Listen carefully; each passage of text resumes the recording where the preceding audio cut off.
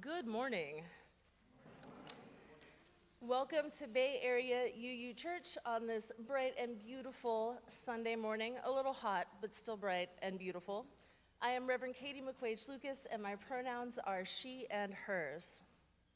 Whoever you are, whomever you love, especially on this Pride Sunday, however you arrived today, in body, in mind, in spirit, whether you're joining us here in this space in person or joining us online, wherever you are on your spiritual journey, you are welcome here.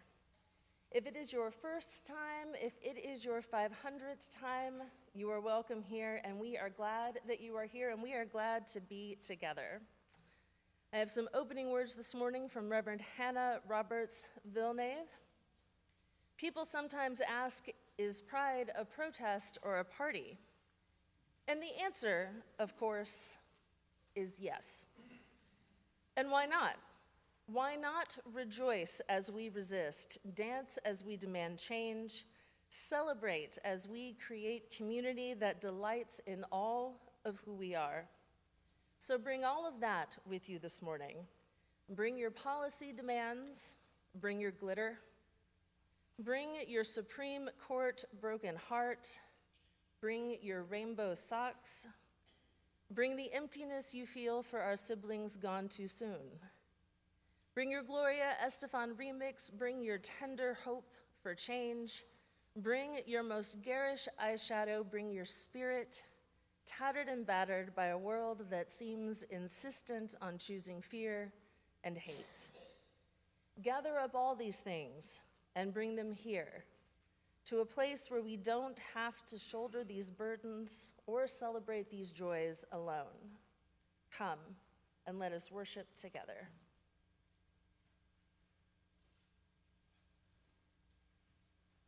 Good morning. My name's Terry Grimm, and I'm worship associate this morning. Jim Elder will light our chalice this morning. It's the pride flame. We light this flame to ignite our hearts and minds, the spark of knowledge that enlightens, the shimmering hope that burns, the blazing love that engulfs our actions, the bonfire of our commitment. We light this flame for those who celebrate themselves, who fear, who hope, who persevere, who stand on the side of love for all. We light this flame for those who have been ridiculed, that they may find peace, for those that have fought to marry, that they may celebrate, for those who live in uncertainty in the world, that they may have hope. We light this flame to renew our commitment that no one shall ever again suffer for the right to love. We light this flame to celebrate our kaleidoscope of diversity, working, loving, and living on the side of love. For this, we light our flame. Thank you, Jim. Our song is number 327 in the gray hymnal, Joy Thou Goddest.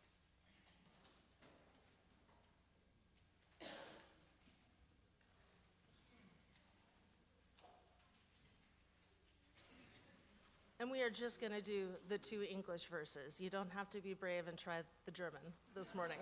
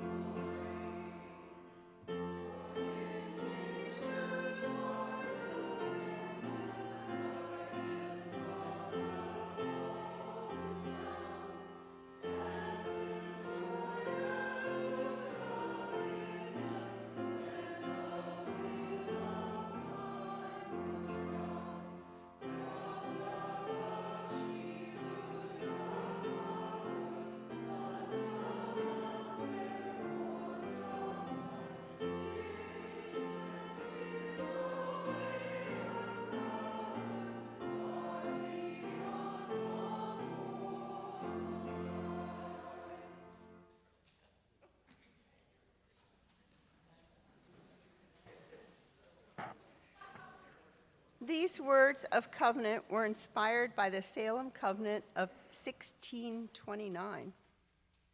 We covenant with one another and do bind ourselves together in the presence of this religious community to express our deepest and most cherished convictions as they are borne by each person, to find a common vision for a better world, to seek the life of the Spirit as it is known by each person, choosing with reverence its name, and to walk together in the way of truth and love as it is shown to us and to all people in word and in deed. Please join me as we say our covenant. Love is the doctrine of this church. The quest of truth is its sacrament, and service is its prayer. To seek each other in peace, to seek knowledge in freedom, to serve humanity in fellowship. Thus do we covenant with one another.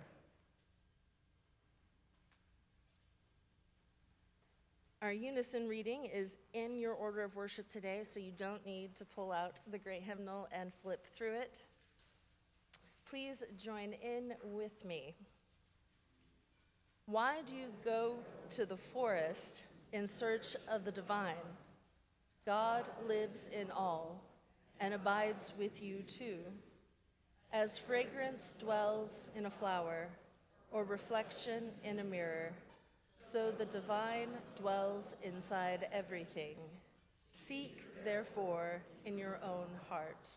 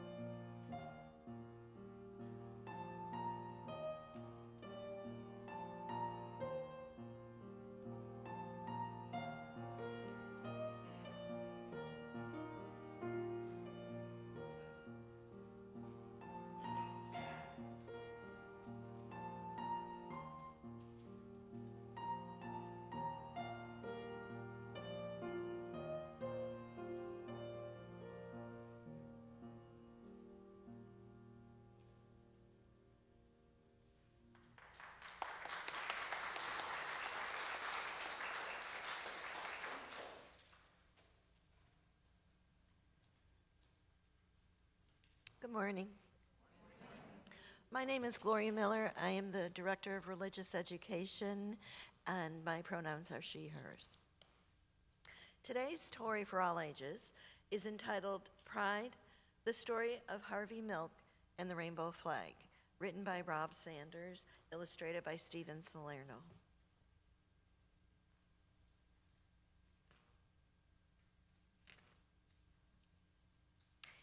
You have to give them hope. Hope for a better world, hope for a better tomorrow. Harvey Milk was an ordinary man, but he had an extraordinary dream. That dream would change history. Harvey dreamed that everyone, even gay people, would have equality. He dreamed that he and his friends would be treated like everyone else. And he dreamed that one day people would be able to live and love as they pleased. With his New York accent, Harvey talked to everyone about his dream. His voice boomed, his body bounced with energy and excitement. And some people listened. A few agreed. Most did not. But Harvey's big voice and his big dream wouldn't be stopped. He discovered that the best way to change laws was to make laws. In 1977, Harvey Milk took a big step toward that dream when he became one of the first openly gay people to be elected to a political office in the United States. Harvey and his friends planned marches to protest inequality and unfair laws. And just days before one of the marches, Harvey had an idea. A symbol, he thought. We need a symbol that shows who we are and how we feel. Something to carry during the march. Something to make people feel that they're part of a community. Something to give people hope. Something extraordinary. Harvey knew an artist who could help, Gilbert Baker. Harvey asked, Gilbert said, "We need a flag." So volunteers arrived to help Gilbert's design come to life. Together, they dipped fabric into large barrels filled with vivid, vibrant dyes. They cut and pieced and sewed until Harvey, Gilbert, and the other activists had a flag. A flag with 8 colorful stripes, a flag that Harvey hoped would give hope. On June 25th, 1978, when it was time for the march, a breeze stirred in San Francisco, and the flag unfurled. The wind blew, the flag fluttered, flapped, and flew, a rainbow as bright and unique as the men and women who walked behind it led the march. Harvey and the people asked for equality. They asked to be treated like everyone else. They asked to live and love as they pleased. They hoped the march would make a difference. Harvey was proud of the flag, and he was proud of himself, and he hoped that others could be proud too. 5 months later, on the morning of November 27th, 1978, Harvey and the mayor of San Francisco, George Moscone, were assassinated. Their lives were taken by a man who did not think like Harvey, or feel like him, or love like him. The flag did not fly on that dark night. Instead, thousands and thousands of people marched silently, carrying candles. The candlelight wove through the streets of San Francisco, up and down hills, around city buildings, a mile of glowing candlelight in honor of 2 lives lost. That could have been the end of Harvey's dream and the colorful flag, but it wasn't. More rainbow flags were created. Some of the colors changed. 8 stripes became 6 stripes, but the meaning of the flag did not change. It was a flag of equality. More and more people began to think of the flag as their flag, and they began to feel pride, and they began to have hope. In 1994, Gilbert Baker designed another rainbow flag, this one larger than all the rest. Women and men, side by side, carried the flag, a proud, mile-long rainbow floating through New York City. The flag wove through the streets, up and down avenues, boulevards, and around city buildings. The people demanded equality. They demanded to be treated like everyone else. They demanded to live and love as they pleased. They were proud, they had hope, and they would make a difference. More rainbow flags were made, some printed on bumper stickers and t-shirts. Others were hoisted onto lampposts on Halsted Street in Chicago. One was hung in the Museum of Modern Art in New York City. Soon, the rainbow flag was flying in other countries like Brazil, England, Israel, Russia, Singapore, and Turkey. The rainbow flag now unfurled on farms, in suburbs, and in cities. The flag flew proudly outside public buildings, hotels, shops, restaurants, churches, and homes. And once, on June 26, 2015, the White House was awash in the colors of the rainbow flag. Equality, pride, hope, love. Harvey's dream became a flag for us all.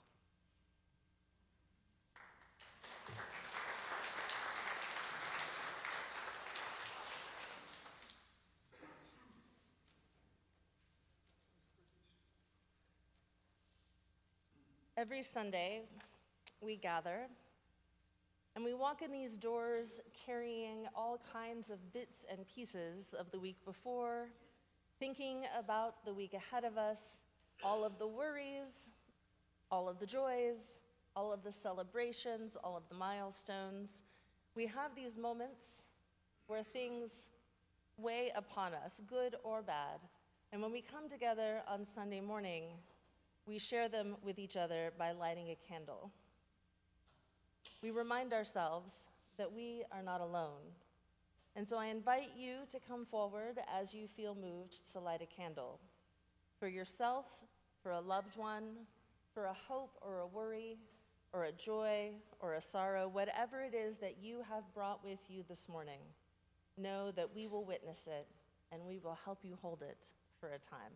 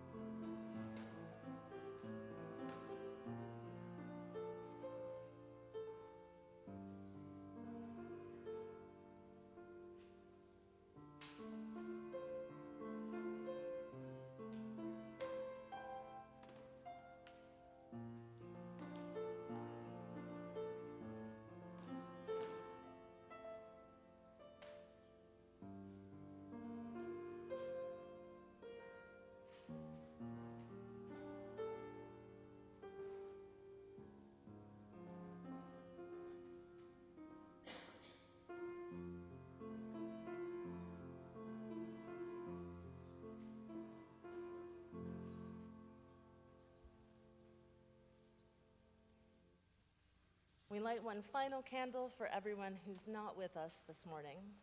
People who are away or traveling, people who are watching at home, people who are perhaps present in our hearts. I offer a prayer this morning from Reverend Amy Zucker Morgenstern. I think she wrote it for Trans Day of Visibility, and I rather like it. She notes that the Hindu god Indra is said to have created reality as a great net, with jewels at each intersection of the threads. Every jewel is reflected in every other, and they are all connected by the infinite, intricate web. The jewels are sacred, and so is the net that contains them. And so she invites us to pray. Spirit of life, God, known by many names, you are the in-between spaces of our lives. Where one hand reaches out to touch another, you are there. Where eyes meet across a crowd and confusion and find understanding, you are there. Where the spark leaps from one mind to ignite another, that's you. Wherever we connect, you are the connection. Each of us is a jewel in Indra's net, shining like dew in a spider's web. Praise to you, the web that connects us one to another. When we are in the in-between, on our way from the intolerable to the unknown, when we defy the categories that small minds invent and dare to imagine something beyond, when we seek others who are on a journey, on a threshold, on the margins, and any of the shimmering intersections of our lives, when we listen to the possibilities whispered within and step into mystery with trust, with fear, with trembling, may we find peace, for we dwell in your sacred place. Amen, and may it be so. Our sung prayer today, our meditation hymn, is number 1053 in the teal hymnal, but there's words up on the screen as well. It's How Could Anyone? Please remain seated for this one, and we are going to sing it through twice.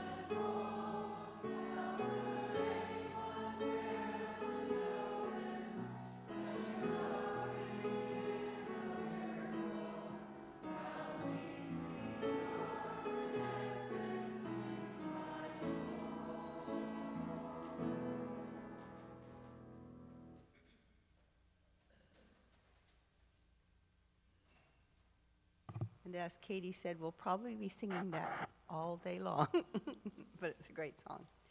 The reading is On a Holy Night in 1969 by Reverend Otto O'Connor. It was written 5 years ago.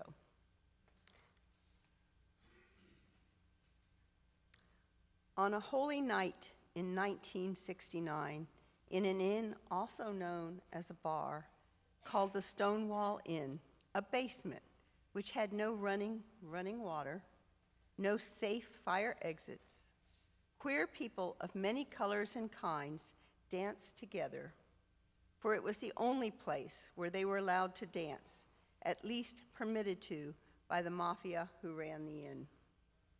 In those days, it was common for the police to frequent this inn. not to join in the dance, the underground celebration, but to send the dancers home and make arrests. When they would arrive, the lights would go on, the people would be lined up, and then all those in drag, all those who were trans, all those without proper identification, they were arrested and taken into custody. But on this holy night, that early morning of June 28th, the people said, "Not tonight." As they called to them to line up, the trans women refused to go, and as the police began to beat and arrest them, and the people spilled out from the bar into the street, Christopher Street, a crowd grew to watch. And then, as trans women, lesbians, and gay men were getting arrested, a yell came from the crowd, "Gay power!" And as a trans woman was shoved, she shoved back, and the crowd began throwing bottles at the wagon, and suddenly it erupted. For once, the people didn't line up. For once, the people said, "No more, we've had enough." It was almost as if that night, being pulled out of the darkness of the underground at Stonewall Inn, one too many times, they said, "I'm ready to be seen." 50 years ago, on this holy night when the power of the oppressed rippled through the streets of New York, when queer people said no more, our world would never be the same. 50 years ago, it was illegal to be gay, to be trans, to dance and to love and to celebrate. And now, only 50 years later, here we are celebrating at a church, gay and straight together, queer and straight together, trans and cis together, all in this together. And so, as we hear these stories of life and love and defiance and celebration, let us also remember and pay tribute to our movement ancestors, many of them trans women of color who led the first rebellion that night. You see, Pride is a celebration of that anniversary, the anniversary of that riot at the Stonewall Inn in New York City, a holy night. So happy Pride. Welcome to this joyful celebration. Bring your whole selves, your gay, lesbian, bisexual, transgender, queer selves, your drag queen, butch and femme, cross-dressing, nail painting, tutu-wearing selves, your genderqueer, gender fluid, agender, pansexual, quilt bag selves, and to all the other identities that are and will be. And let's go have a celebration, because joy is a rebellion too, and this church is queer, queer and fabulous. Amen.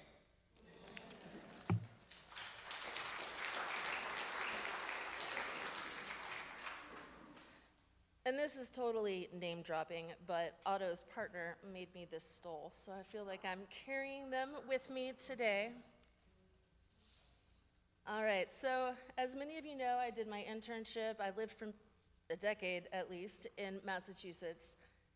And one year for Pride, I was explaining during the Time for All Ages to the kids that when I was their age, gay people couldn't get married, and that when I was their age, it was illegal to be gay. And those kids looked at me like I had lost my mind and was from another planet, which I consider to be pretty real progress. And if you had asked me, as a Texan here in high school in the late 90s, if you had asked me if same-sex marriage would have happened before another decade had passed, I probably would have laughed. Lawrence v. Texas was only decided in 2003. Lawrence and Garner were arrested in 1998, and at that time, 10 states banned any sexual actions that were not for procreative purposes. I mean, sort of, the legal language gets a little complicated and a little bit weird. And some of those states only banned it for same-sex couples, some of them banned it for everybody. But the point is that when I was 17, it was not only impossible for gay people to get married, that relationship itself was illegal. And I need to emphasize this for some of you younger folks in the room, for anybody younger than I am who might not have been alive or might have been young and not remember, or for anyone who grew up somewhere that was not Texas and maybe it wasn't quite as fresh. Folks older than I am in this room will remember when it was even worse, because at least at that time it was actually pretty unusual to arrest someone, because cops do usually have better things to do. And for those of you who are wondering who might need to hear this moment of history and the reminders beyond the littlest ones in the room, I remind you that someone born in 1998, someone born the year Lawrence got arrested, is now 26. One of the greatest victories for our movement was same-sex marriage, the fight for marriage equality. Unitarian Universalist ministers were marrying same-sex couples for decades before it was legal. They were marrying couples in the 70s here and in Canada. As individual states began to legalize it, UU ministers were ready. They were standing on courthouse steps, ready and prepared for this moment. Like there were crowds of people lined up and crowds of ministers ready to do these mass weddings. And we weren't alone. I've got to give credit to our friends with the United Church of Christ in particular, and also the Episcopalians.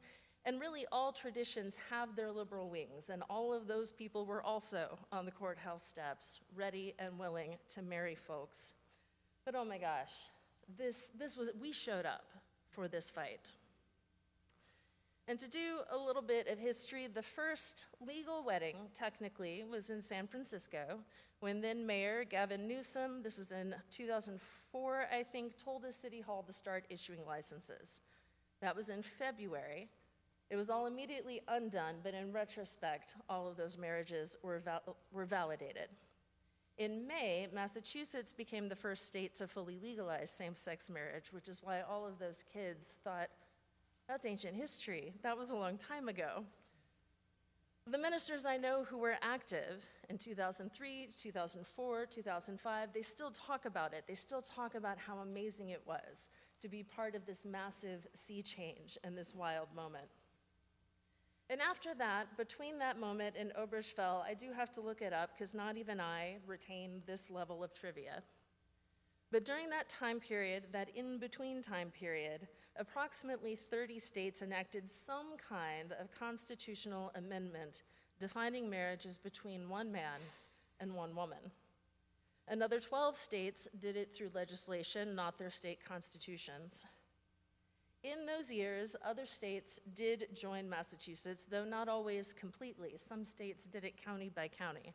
But Vermont, New Hampshire, Washington, D.C., New York, Washington State, Maryland, New Mexico, California. So what we had in 2010, 2012, thereabouts, it was a patchwork. And so all of those states, you may remember, had their marriage tourism industries where you could travel there to get married and come back here again.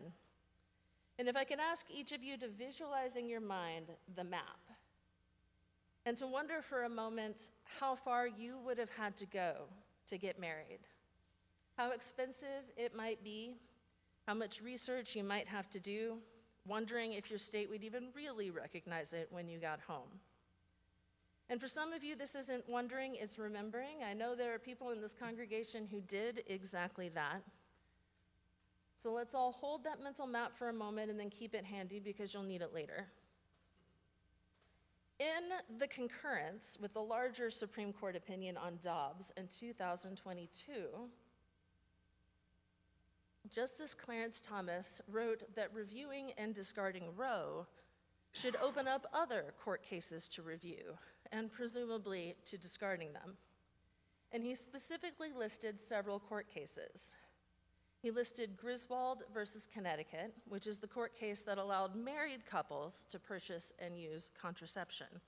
This isn't even everybody, this is just married couples. This is just the right to privacy in a marriage. He mentioned Obergefell versus Hodges, the court case that established same-sex marriage at the federal level, and most dangerously, Lawrence, the case that prevents states from criminalizing same-sex relationships. And in 2022, when Dobbs was decided, state lawmakers were already in motion and had been for years. Identical bills were being filed state by state. Everywhere there was a slight chance of success, and states have been falling like dominoes since that moment. Access to abortion dwindles rapidly. The Texas heartbeat law was actually in place in 2021 before Dobbs. Georgia had enacted their own act in 2019, which meant that when the Dobbs decision came down, those states were ready. At the same time, right now, bills are being teed up on other issues. The Don't Say Gay laws, restrictions on curricula in schools, bans on gender-affirming care, and yes, access to contraception too. These bills are being written by the same people writing the abortion bans. And obviously, Texas tries really hard to stay in the lead on doing as much of this as possible. We have recently lost ground. Right now, Florida is number one. Our legislature isn't full-time, so they pass this up periodically. If you look, once again, at that map of the United States, at the proposed laws for all of these different issues, for contraception, for abortion, for trans care, and possibly, maybe in the future, for same-sex marriage, we're looking at the same map. The map of how far someone must drive to get an abortion and how far someone must drive to access gender-affirming care for their child are pretty much the same map. There are bills in the works in various states to expand that ban on gender-affirming care to not only minors, but up to age 21 or even age 25. I imagine that at some point in the future, we're going to be told that a child can bear a child, but only a 50-year-old is responsible enough to make decisions about their body. Again, if you return to that mental map of marriage access, and these maps, you'll see that they're largely the same. It's the same fight, it's the same arguments, it's the same tactics, the same backlash, the same fear of allowing us to chart our own destinies. For those of you who aren't Supreme Court nerds and don't read SCOTUS blog on a regular basis, there are ways to track what we think the court is going to look at in the next few years. We can look to see where they're issuing stays, how they're issuing them, when. We look where cases might be held up and where other cases start to stack up around them. And there are hints that gender-affirming care is front of mind for the justices at this moment. And I'm not a seer, and I'm not a prophet, but I feel pretty comfortable predicting that the next several seasons of Supreme Court decisions are going to be difficult ones. I don't think the axe is falling on Obergefell in the immediate agenda for this coming term, but I feel in my bones that something is coming, and maybe Lawrence too, and along the same reasoning as Dobbs. They're going to argue that this isn't a federal matter, that it should be left to the states, that the prior rulings were mistakes. And if that happens, a lot of things are going to fall apart. The law under which Lawrence was prosecuted is still on the books. There's a technical term in the common law for invalidating laws that we don't use. We don't use, so we're going to strike it from the books. Desuetude. The United States does not abide by this. If it's on the books and can be used at any time. And so the moment that the Lawrence decision is struck down, the law will be back in force. Just as laws about abortion are currently being enforced when they haven't been enforced for 150 years. Laws about marriage will be enforced. Laws about contraception, they're not even being particularly quiet about their desire to revive the Comstock Act in a form closer to its origins. In their dissent to the Dobbs decision, Justices Breyer, Sotomayor, and Kagan argued that the court's precedents about bodily autonomy, sexual and familial relations, and procreation are all interwoven, all part of the fabric of our constitutional law, and because that is so, of our lives. And I affirm that all of these things, our bodily autonomy, our sexual and familial relations, yes, these things are bound up together. The person who cannot access gender-affirming health care, maybe because it's illegal, maybe because it's expensive or doctors are scared to offer it, or because they're a minor.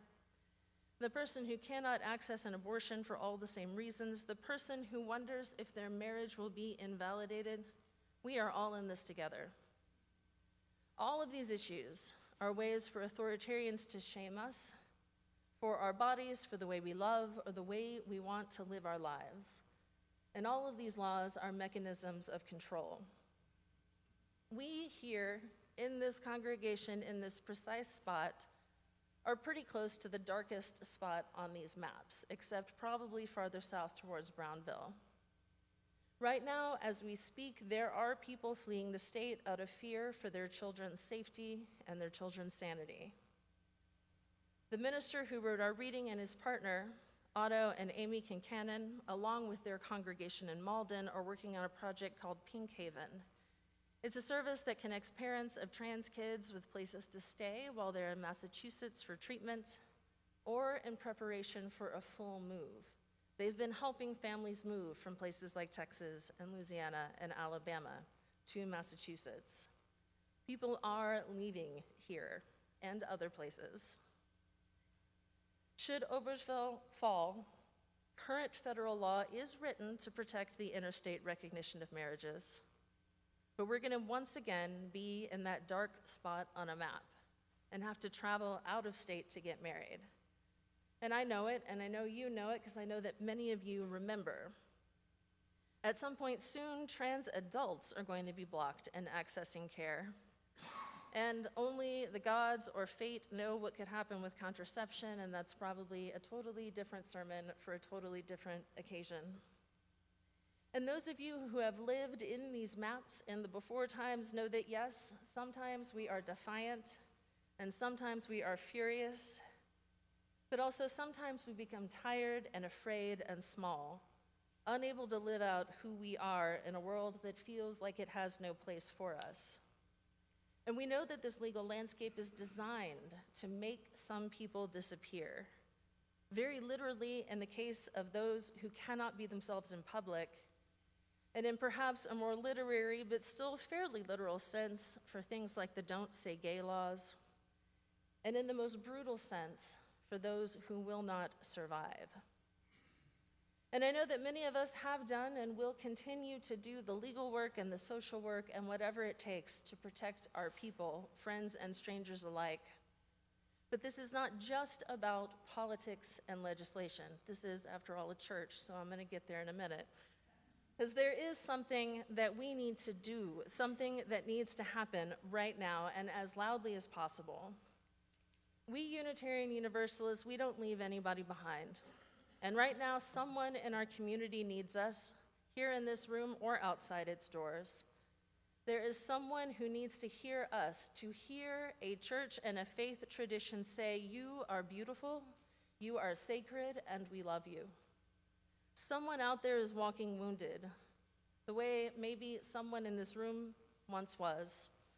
And we need to find them and say loudly and clearly and shout our affirmations and our love. Not just because it's the right and proper thing to do, but because we are called to do it, called to love. If you're already here in this room, I hope that at some point in this space you have heard and felt that. I think you have. I think this church was doing this work well before I showed up, and I think that many of you have found affirmation along the way. I want to share with you a little mini reading from Reverend Victoria Safford. It's from several years ago, from one of her meditation manuals. She writes, I will not speak of tolerance with its courteous clenched teeth and bitter resignation. I won't speak about acceptance of other people or some other kind of lifestyle.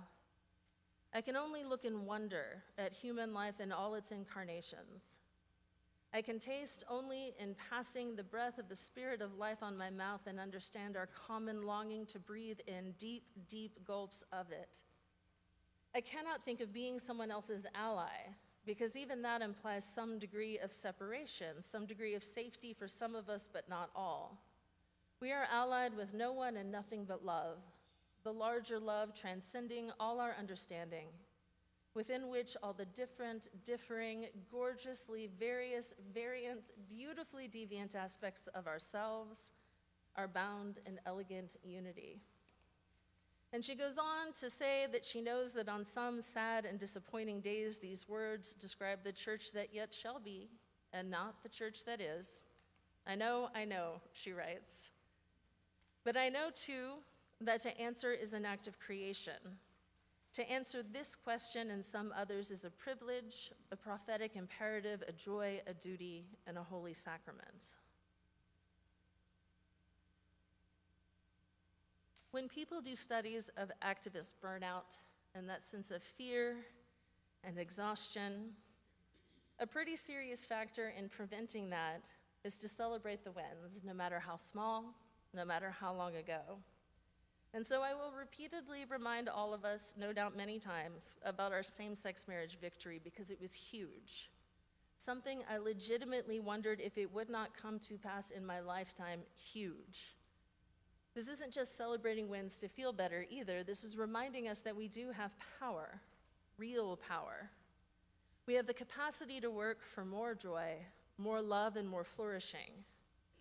And we don't just say that the legal backlash against bodily autonomy and queer ways of being in the world is incompatible with our legal structure and history, although that is true. We say that it is an assault on joy and that we will not allow it. Our power lies in our embrace of love and joy. Our power lies in rejecting shame and contempt. Our strength is in our capacity for wonder, to embrace all of it, or to try to embrace as much as we can, to hold as much as we can of that marvelous profusion of human life, and to say that it is beautiful and to say that it is good. And my friends, this is good news. If anybody has good news to share, I think we're it. We're called to make this place our own spiritual home, a refuge and a sanctuary for those made invisible and ashamed by this culture of ours in America. In the deepest, darkest colors of the map, we are called to be a beacon. We are called to be bearers of the good news that all are sacred, that all are welcome. In all our wholeness, we all belong here. And so we will continue to push back against the current anti-trans legislation and anti-LGBTQIA+ legislation of any and all kinds. But we will also uphold joy and pride and wonder and awe and all of that upswelling of resistance that carries us onward. And most of all, we will continue to say all are welcome. In all our wholeness, we all belong here. All of you are sacred. All of you is sacred. And all of you, all that you are, is worthy of love. Amen, and may it be so.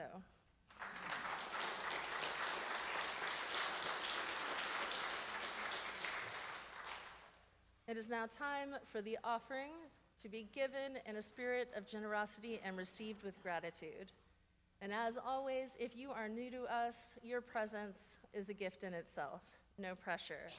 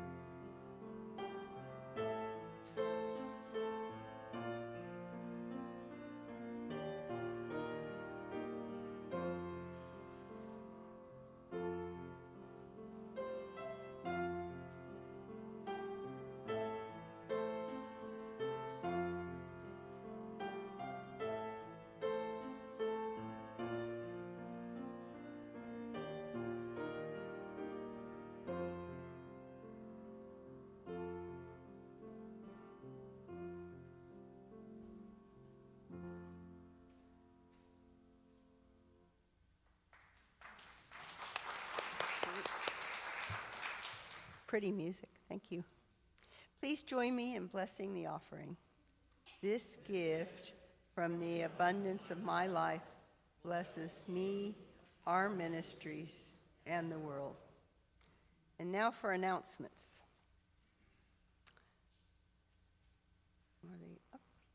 The BAUUC Garden Workday schedule is changing for the summer season. Come join us on June 15th from 8 to 11:15. We'll take a break from the heat at 10:30 and have a meeting inside Cockrell Hall in the cool air conditioning. Don't miss this opportunity to be part of our community garden. Remember, the garden weather is at its best before 10 a.m. and after 7 p.m., with a refreshing breeze always present, guaranteed.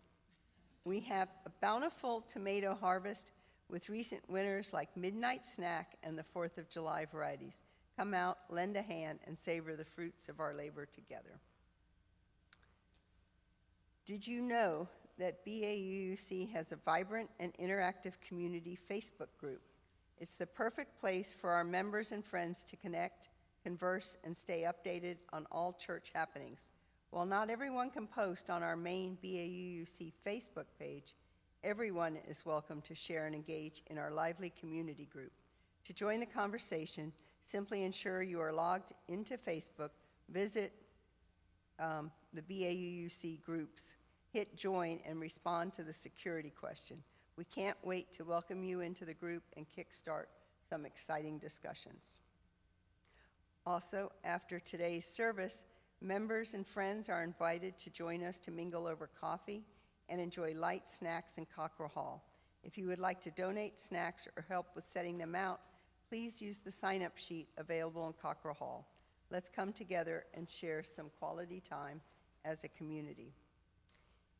And at 12:30, families, parents, and children are invited to bring their appetite for a delightful family potluck lunch in Cockrell Hall for a fun-filled gathering. While the children play and are cared for, parents can engage in meaningful discussions about parenting topics. Don't miss out on this perfect blend of food, fun, and parenting insights. And finally, here at BAUUC, we understand the importance of staying connected with our community. That's why we offer a weekly newsletter every Tuesday with the latest news and events happening at our church. Don't miss out on this opportunity to engage in meaningful activities and connect with fellow members.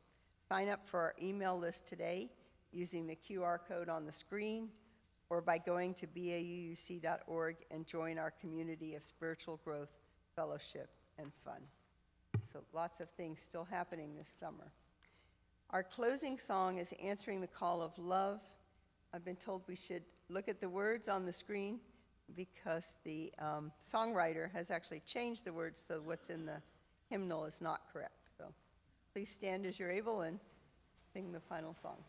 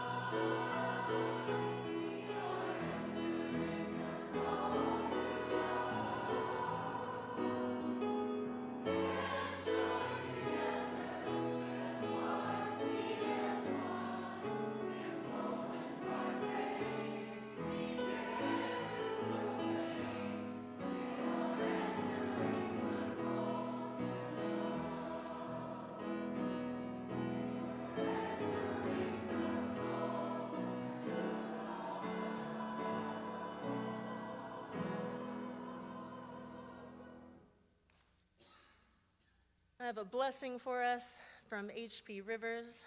Blessed are the wanderers seeking affirmations. Blessed are the worshipers praying from closets, pulpits, pews, and hardship. Blessed are the lovers of leaving, leaving family and familiarity, leaving tables where love is not being served. And blessed are those who stay. Blessed are those who hunger and thirst for justice, for they will be satisfied.